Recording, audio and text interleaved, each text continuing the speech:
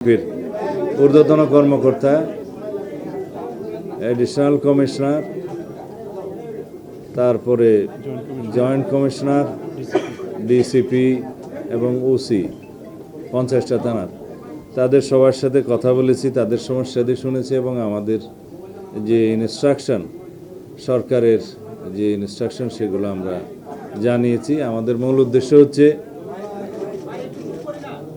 বর্তমানে সরকারের প্রধানতম অগ্রাধিকার হচ্ছে আইন শৃঙ্খলা পরিস্থিতি উন্নত করা এবং জনমনে স্বস্তি প্রদান করা এবং দেশে আইনের শাসন প্রতিষ্ঠা করা। সেই জন্য পুলিশের ভূমিকা অগ্রগণ্য, আমরা সবাই জানি। যেহেতু বাংলাদেশে বিগত সময়ে একটা ফ্যাসিবাদী সরকার ব্যবস্থার মধ্যে ছিল, সেই সময় অন্যান্য সকল প্রতিষ্ঠানের মতো পুলিশের এই প্রতিষ্ঠানটি, পুলিশ বিভাগও ক্ষতিগ্রস্ত হয়েছে। সেই জায়গা থেকে আমরা ক্রমান্বয়ে আজকের এই পর্যায়ে এসেছি, জনমনে যাতে এই আস্থাটা আমরা সৃষ্টি করতে পারি যে পুলিশের যে ঐতিহাসিক ভূমিকা ছিল সেই ভূমিকায় আমরা আবার অবতীর্ণ হয়েছি এবং মানুষ যাতে মনে করে পুলিশ সত্যিকারভাবেই জনগণের বন্ধু এবং সেই হিসাবে আমরা পুলিশ ফোর্সকে পরিচালিত করব। আমি সবার মধ্যে তাদের বডি ল্যাঙ্গুয়েজ দেখতে পেয়েছি, তারা সবাই সংকল্পবদ্ধ। দেশ ও জাতির কল্যাণে তারা যে কোনো রকমের ত্যাগ স্বীকার করতে প্রস্তুত এবং তাদের প্রতিষ্ঠান হিসাবে তাদের কপালে যে অতীতে কালিমা লেপন করে দেওয়া হয়েছিল সেজন্য তারা নিজেরা দায়ী নয়। একটা ফ্যাসিবাদী রেজিমের কারণে কিছু সংখ্যক লোক সেই কর্মকাণ্ড চালিয়েছে, যার দোষটা প্রতিষ্ঠান হিসাবে এই প্রতিষ্ঠানের উপরে এসে পড়েছে। সেই জন্য প্রতিষ্ঠান দায়ী নয়। প্রতিষ্ঠান এমনভাবে আমাদেরকে দাঁড় করাতে হবে যাতে প্রাতিষ্ঠানিক সিস্টেমে সবাই কাজ করে, এখানে যেন কোনো ব্যক্তিতান্ত্রিক সিস্টেম গড়ে না ওঠে। রুল অফ ল আমরা প্রতিষ্ঠা করব এবং পুলিশ আইনানুগভাবেই চলবে। এখানে কোনো ব্যক্তির স্বৈরতান্ত্রিক কোনো নির্দেশ পালিত হবে না। আইন যেভাবে বলে সেভাবেই যাবে এবং ঊর্ধ্বতন কর্মকর্তাগণ সেইভাবে রেসপন্সিবিলিটির সাথে, অ্যাকাউন্টেবিলিটির সাথে সেই ডিপার্টমেন্ট পরিচালিত করবে।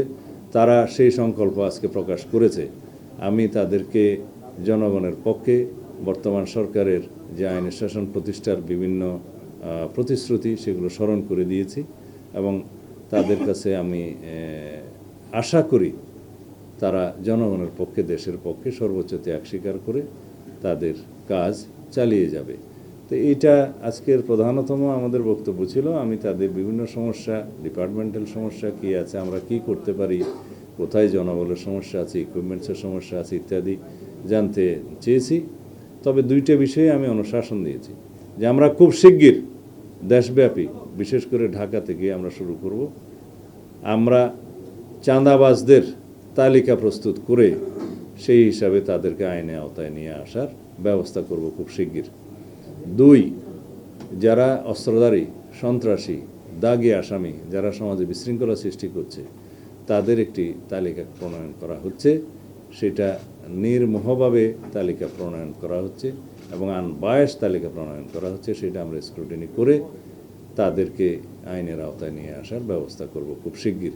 এই দুইটা বিষয় আমরা অগ্রাধিকার ভিত্তিতে নিয়েছি। আশা করি এদেশের সকল জনগণ, আপনারা সবাই সেটাতে আমরা সহযোগিতা দেবেন এবং সহযোগিতা পাব।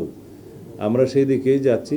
আমরা জনগণকে এইভাবে আশ্বস্ত করতে চাই যে আমাদের সর্বোচ্চ প্রচেষ্টা থাকবে যাতে দেশে শান্তি শৃঙ্খলা বজায় থাকে, আইনের শাসন প্রতিষ্ঠা হয় এবং জনমনের স্বস্তি থাকে। এইভাবেই আমরা এগোতে চাই। আশা করি আপনারা এই মেসেজটি সারা জাতিকে দেবেন এবং আপনাদের মাধ্যমে সারা জাতি অবগত হবে।